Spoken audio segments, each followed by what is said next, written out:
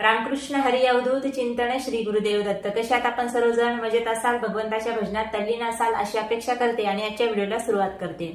6 जुलैला आषाढी एकादशी आहे आणि आपल्या लाडक्या विठुरायाला भेटण्यासाठी लाखोच्या संख्येने भाविक पंढरीच्या दिशेने रवाना झालेले आहेत। दिवसभर चालून सुद्धा वारकरी थकत का नाही, तर विठ्ठल विठ्ठल या मंत्राची ताकदच इतकी आहे, ज्ञानोबा तुकाराम या मंत्राचं सामर्थ्यच एवढं आहे, दिवसभराचा थकवा नाहीसा होतो।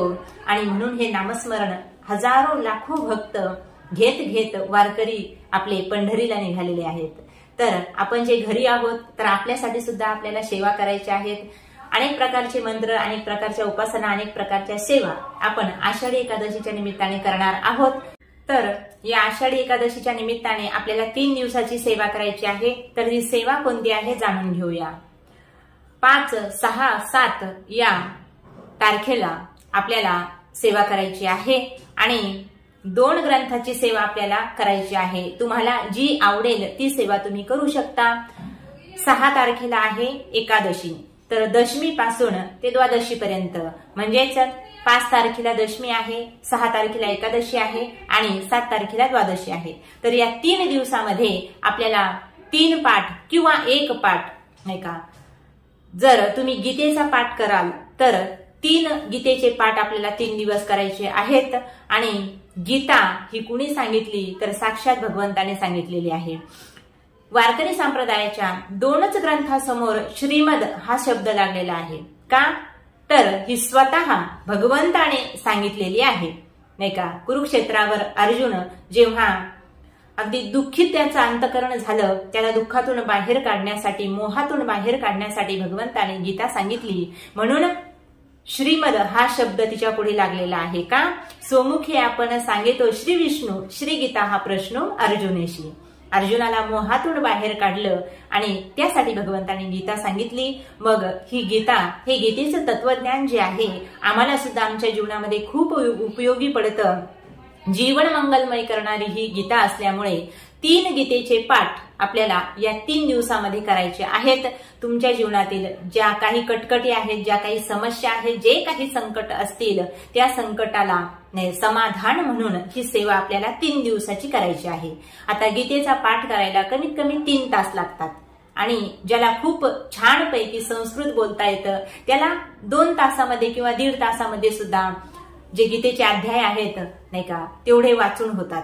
18 अध्याय आहेत, म्हणून हा गीतेचा जो मार्ग आहे भगवंतापर्यंत जाण्याचा, गीतेने सांगितलेला जो मार्ग आहे तो आपल्या जीवनामध्ये सुद्धा यावा, नाही का, आपल्या जीवनातील सर्व संकट दूर व्हावेत यासाठी गीतेचा पाठ आपल्याला या एकादशीच्या निमित्ताने करायचा आहे।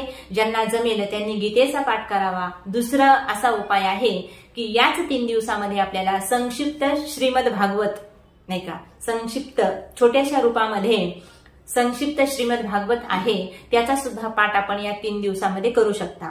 ज्यांच्याकडे श्रीमद भागवत नाही, नाही का, संक्षिप्त नसेल, ज्यांच्याकडे मोठं असेल, नाही का, तर त्याच्यामधला एकादश स्कंदाचा पाठ सुद्धा आपण या 3 दिवसात जर केला तर आपल्यावर जर कुणी माया करत नसेल, काही वर लोक प्रेमच करत नाही, घरामध्ये व्यक्ती असतो पण त्या व्यक्तीला कुणी मानपान देत नाही, त्याच्याकडे कुणी दुर्लक्ष करत आहे, म्हणून तुमच्याकडेही अशी बाजू असेल, म्हणजेच तुम्हाला जर घरामध्ये मानपान भेटत नसेल, नाही का, आई असून आई सुद्धा आपल्याला जीव लावत नाही, असंही काही घरामध्ये घडतं। पती आपल्याला जीव लावत नसतील आणि घरातले लेकर सुद्धा आपलं जर ऐकत नसतील, म्हणजे आपल्याला घरात मानपान मिळावा यासाठी भागवताच्या एकादश स्कंदाचा पाठ आपल्याला करावायचा आहे। आणि जे संक्षिप्त श्रीमद भागवत आहे याचा जर तुम्ही पाठ केला तर आपल्यावर जे आलेले संकट आहेत, नाही का, त्या संकटाचं निवारण होणार आहे।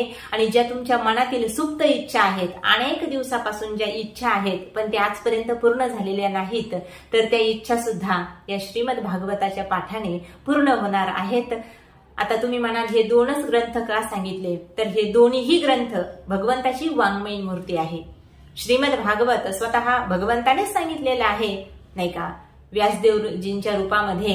व्यासदेव हे भगवंताचेच अवतार आहेत आणि जेव्हा भगवान परमात्मा निज धामाला निघाले त्यावेळी आपलं जे सर्व स्वतःचं रूप आहे, स्वतःचं स्वरूप आहे नाही का, तेज आहे भगवंताचं, या श्रीमद भागवत ग्रंथामध्ये भगवंताने समाविष्ट केलेला आहे. त्यामुळे ही भगवंताची वाङ्मयीन मूर्ती आहे.